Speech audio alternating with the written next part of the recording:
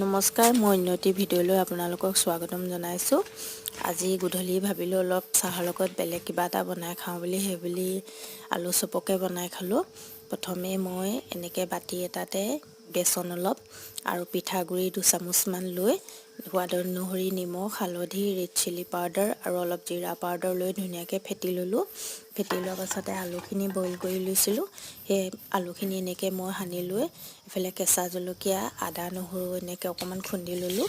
কেৰাহী এখনতে তেল গৰম কৰি তাতে কাটি থোৱা পিঁয়াজখিনি দি দিছোঁ আৰু হালধি, নিমখ সোৱাদ অনুসৰি দি দিলোঁ। এইফালে জিৰা পাউডাৰ, ৰেড চিলি পাউডাৰ আৰু আদা, নহৰু খুন্দি থোৱাখিনিও দি লৈ এনেকৈ ভাজি লৈ তাতে মই সানি থোৱা আলুখিনিও দি দিছোঁ।